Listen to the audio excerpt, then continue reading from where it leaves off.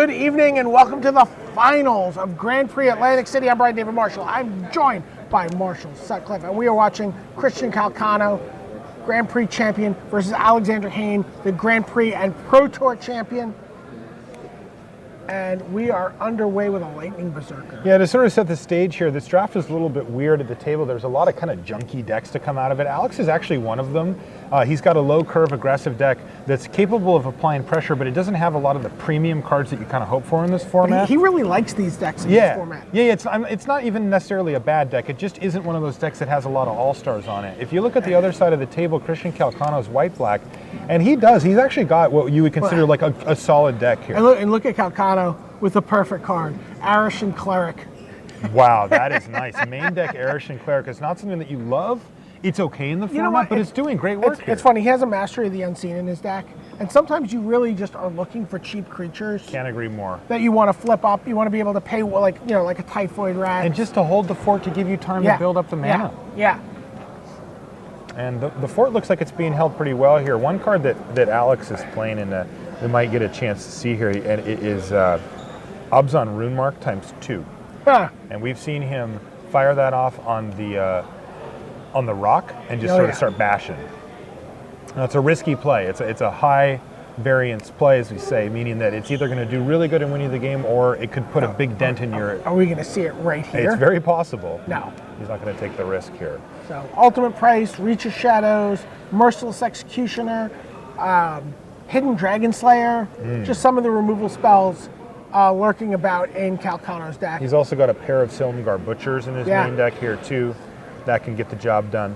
Culligan Forerunners, hard cast for Alexander Hayne. Yep. So he's got a 3/3 there now. I'll say joining that his 1/1 and his 1/3 rock. From a matchup perspective, it favors Calcano quite heavily, just the decks. Yeah. You know, the draws are going to be a factor, the play is going to be a factor, but if you just look at the decks and how they match up, it actually favors Calcano pretty strongly, and we're seeing evidence of that in the early stages here as well, as Calcano really has the ground game on a pretty nice little lockdown here, and he's holding Alex to just 1 point of damage per turn, which hasn't even gotten back down to below his starting life total yet. Here comes a Sandcrafter Mage, putting his Dromoka Warrior to a 4/2.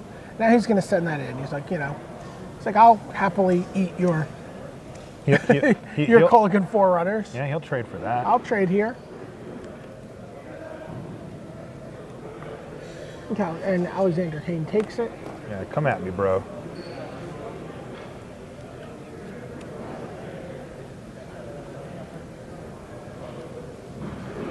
It's such a funny game. You come out very aggressively with a 1-drop, then your opponent plays the most stally of 2 drops, and you're like, oh, I'm done. Yeah, well, there was that start.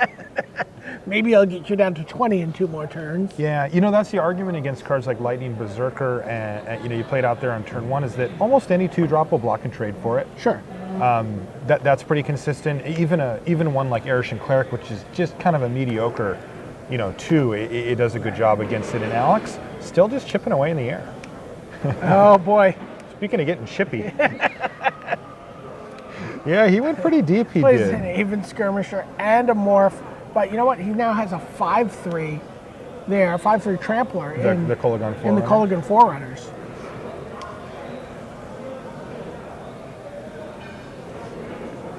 A couple better options for trading on that Dromoka Warrior now. But we've seen Butcher's Glee from Calcano. It was how he won his last match. Seemingly impossibly. I was watching that one down in it was insane. Yeah. So intense down there. At some point we're like, wait, did he block? Yeah, because it was hard to tell. He actually ended up taking off his hat. That's when he's in the tank. Yeah. There's the Light Walker. And Alexander Hayne down to 12. This is kind of a weird little curve out for Calcano, still on 4 mana, but look at all the creatures. He's got 5 creatures, facing down 5 creatures from 4 mana on Alexander Hayne as well. They're all small. Everything's tiny. Two big hits from the Dromoka Warrior. Yeah, that Culligan Forerunners is getting quite large. The Typhoid Rats, though, does threaten to gobble it up. It does get to hit for some damage thanks to Trample, but... Fly in the air for 2. And Calcano is down below 20. Now, one of the ways that Alexander Hayne can steal a win here He's got a few cards to do it War with. Flare? Yeah, he's got War Flare. He's also got Berserker's Onslaught. That gives all your attacking creatures double strike. Sure. So, having a card like a Kolagon's Forerunners and a whole bunch of creatures on the battlefield can be really big game with that. And that's the kind of card that can change this kind of middling draw. Like, he's got kind of a bunch of stuff out there, but nothing's really moving forward for Hayne in a direction. He just finally got Calcano down below 20. That's the kind of card that can really just turn the tides on Calcano. Although I'll say that even Double Strike there is going to do a good job too. Yeah, even Skirmisher. Yeah, Skirmisher. That's a 2/2 double striker right now. The Megamorph.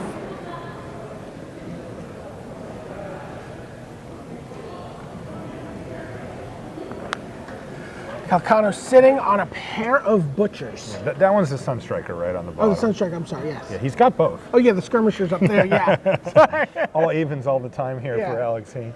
Even theme deck. Yeah, even a rock in there just to mix it up a little bit.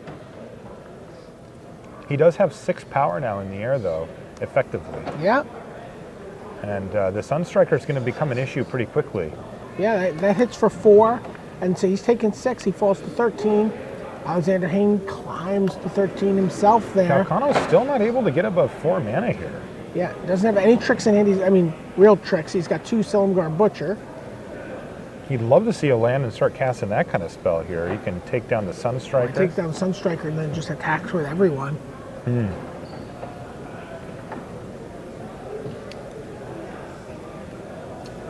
We did see Calcano, though, his deck has a nice curve to it. He basically won that semifinal match on 3 lands. Yeah, 3 lands. He had to sneak in some unlikely damage. He just said, okay, I'll attack with both and give up one of them. Didn't get blocked. These things had to kind of come together for him there, and it might have to happen here as well if he can't find that 5th land. Again, Alex's draw hasn't been anything spectacular here.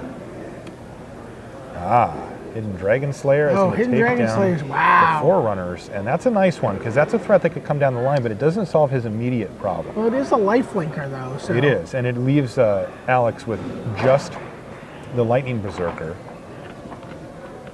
And I think we're going to see a big attack here. I think we are going to see an Alpha Strike here. Which is it? 3, that's 4, 7, 8, 10, 12, 13? Yikes, that's lethal. So Alex would have to trade. It would also leave Calcano ostensibly at 16, though with Alex having cards in hand and mana on tap, that isn't guaranteed at all. So it looks like the Erishan Cleric is going to stay back to block the Lightning Berserker here. Okay. So this is 12 attacking. Yeah, this is a hedge against Alex having a removal spell or some extra piece of damage. Exactly. It makes sense. It was really unlikely that Calcano's going to actually just cleanly make Alex chump block here, representing lethal, so he's going to hedge away from it here. This does mean that Alex is not compelled to block, though. 2 Silumgar Butcher in hand for Calcano. He's also got another Sandcrafter Mage. Wow, that Hidden Dragon Slayer was a big game here. Oh, it's been tremendous for him. He's just eating elk herds. So there we see the Lightning Berserker blocking. He pumps it once. And so there you see 4, 5, 6, 7, 8, 9 damage coming through. 3 damage, 3 life gained for Christian Calcano. And still in a good position on this board. He does, yeah, that was a big turn for him. He bolstered his life total up quite a bit there, out of reasonable range for Hayne. And he put Hayne all the way down to 4. Ooh, There's a Shockmaw Dragon. That would have been good a couple of turns ago. It's a little late now, though.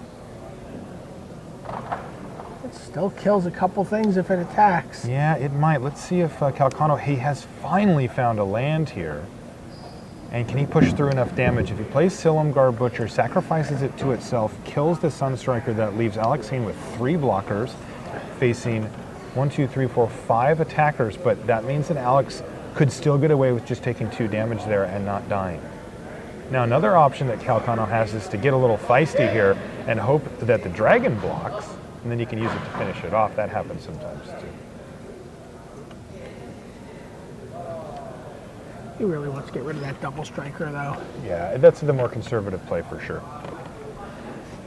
It's a little too hopeful, I think, to rumble here. So I do expect him to take that thing out. And if he does that, he'll be sacrificing one of his 1 toughness creatures, since he can assume that that's going to die anyway thanks to the Shockmaw Dragon. So probably Typhoid Rat's is going to die here. Maybe Lightwalker if he values the Rats a little higher. Right now, all of Alex's creatures have flying, so the Rats doesn't look too great, and the 1 extra power from the Lightwalker is a little better. Although any attacks are a little scary for Hayne right now. Mm-hmm.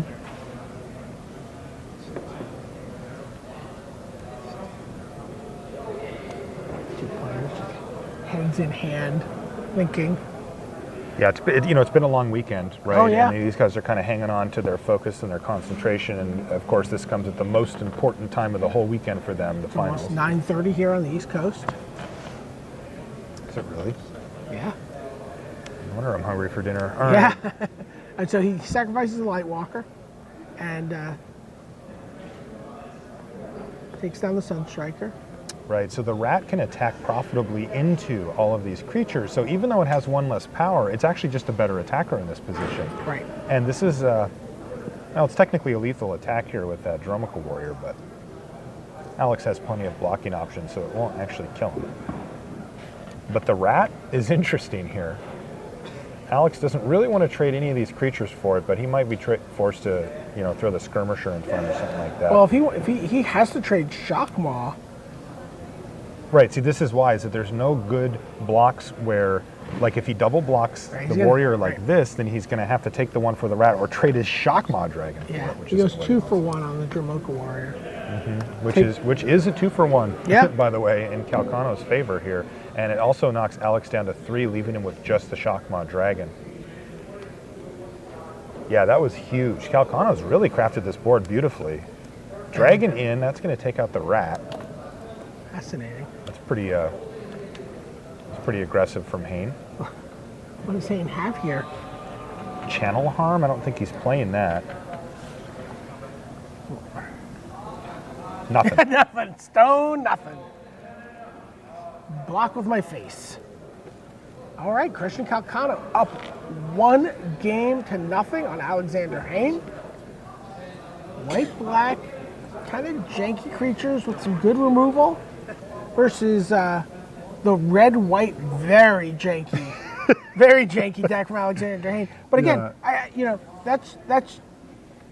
this is something he feels really comfortable with. He's really like these super aggro decks, like really just cheap, low-cost creatures. He's been playing Gadol Lurkers. On 1. On 1. He's won multiple games to get into the top 8 with like Conifer Striders and Tygam Strikes. He's just like, I get him for 14. He's just playing cheap. He's like, I get him for 14. It's funny. Yeah, that is a lot of damage. Because it's a hexproof 5/1. Mm-hmm. It gets the bonus from the strike. Then the rebound, he does it again the next turn. That's right, unblockable. So, it is funny to look at the list here. I mean, he's got some decent stuff, but you can tell what kind of deck he's playing. He first picked out of his Fate Reforged pack, Teamer Battle Rage. He wants to rumble. And he's playing his 8th, 9th, and 10th picks. They are Aven Skirmisher, Abzan Runemark, Abzan Runemark. Yes. So you know what he's doing. He's putting on a bunch of cheap creatures, trying to make them big, trying to just force through damage and get the game over. And things are weird. I just saw, he didn't put it in, but I just saw Calcano eyeballing a resupply. And was that a Channel Harm that Calcano just put in his sleeve there? He's got one in his list. He didn't start it.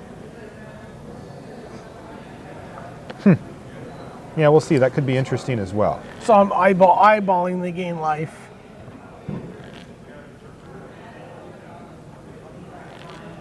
Another card that I see that Calcano could consider switching out for something a little more expensive. He's got a Karsi Sadist. Not a great card, but another 1/3 that can come down and block and maybe even gain him some life if needed. I mean, that's the one thing about Alexander's deck here.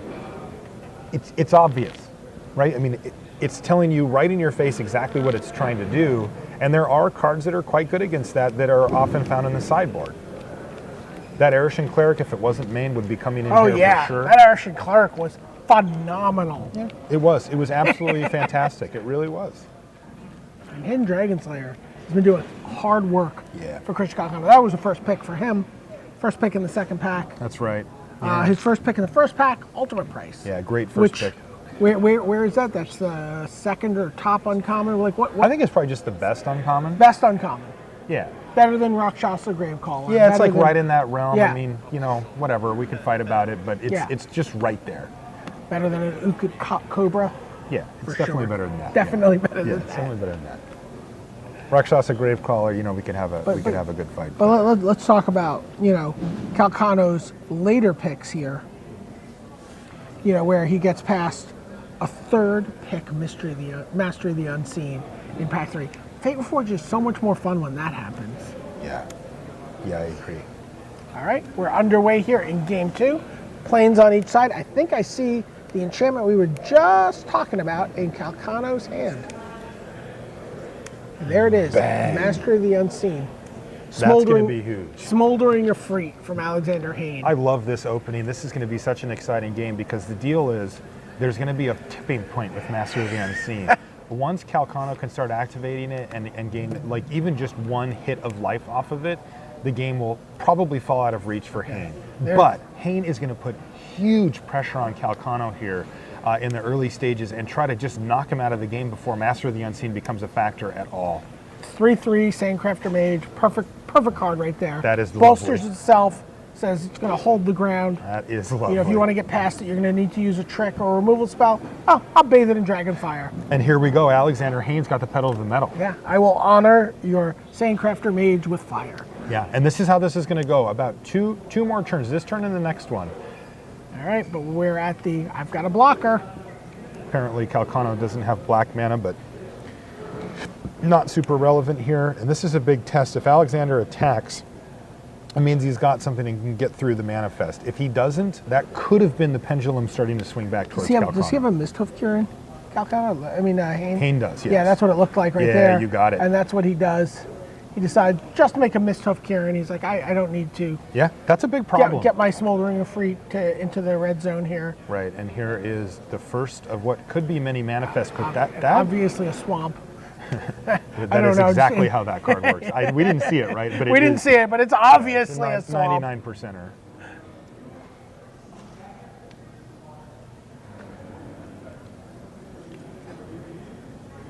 This is going to be intense. Calcano's down 12-11 here. Yeah, and he's facing down 3 in the air every single turn. Here's the Soul Summons. And in comes the first manifest. Properly aggressive there from Calcano. Yeah, well, he knows he has to be. Well, he doesn't have to be. I mean, if Alex kills a manifest, he's taking an extra 2 damage this turn. It can add up. Oh, Yeah, wow. This is another reason why you would want to have a double block There's available. Berserker's Onslaught. That's not quite game. No, but Not it would be quite 10 game. total unless Calcano chump blocks. All right, Calcano blocks. What does he have? Does he have Artful Maneuver? Artful Maneuver for the trade. So yeah, he gets the trade.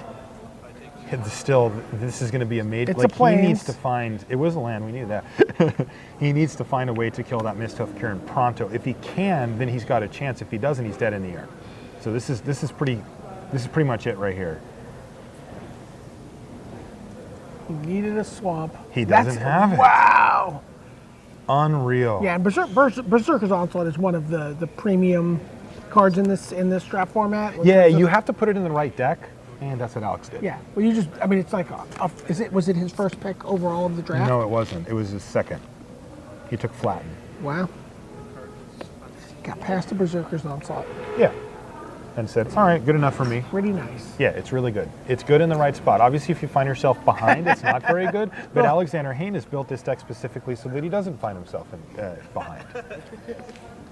These two players having a good time. They see each other fairly often. Yeah, both GP champs and both GP grinders as well.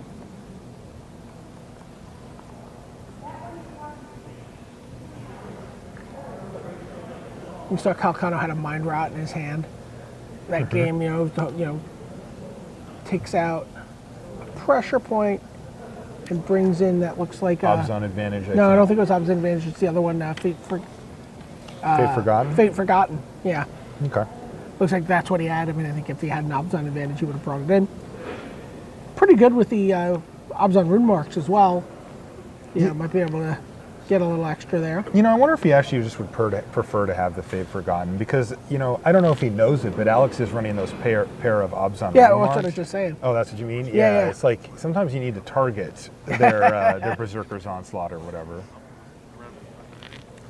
It probably wouldn't come up. Alexander Hayne feeling pretty good.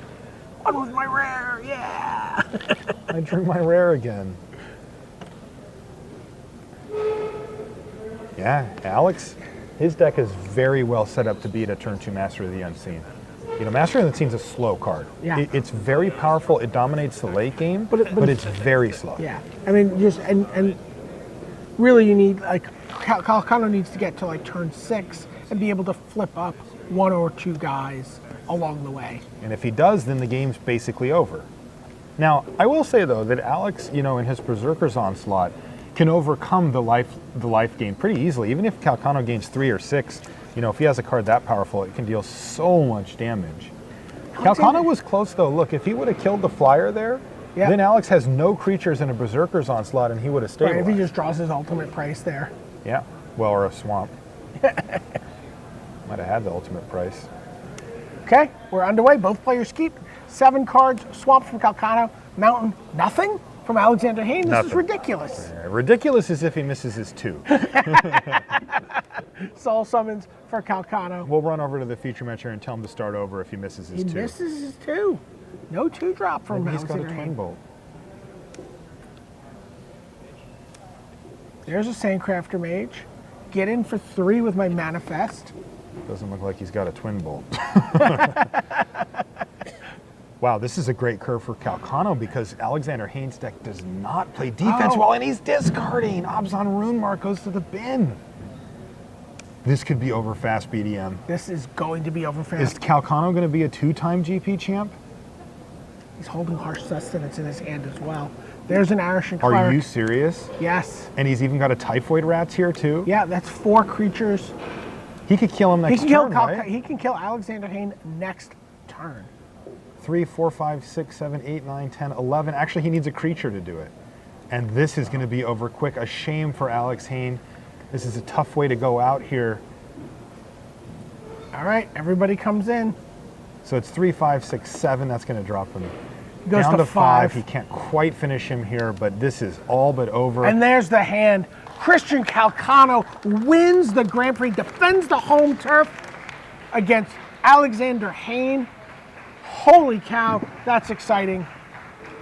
Christian Calcano, 2-time Grand Prix champion. I know there's a lot of people in New York who are very excited right now. Yeah, I don't know if you guys could hear it from our mics because it's kind of far away, but there was a big round of applause for Calcano after he finished that thing off. Congratulations to him, our champion, and congratulations to Alex as well, our runner-up. A really tough way to go out. He missed a bunch of land drops and couldn't quite get there. You saw Calcano kind of say, that's how it goes. Right. I mean, he's going to take the win, Sure. and it's obviously Yes. well-deserved by him, but it's a tough way to go on either side. Let's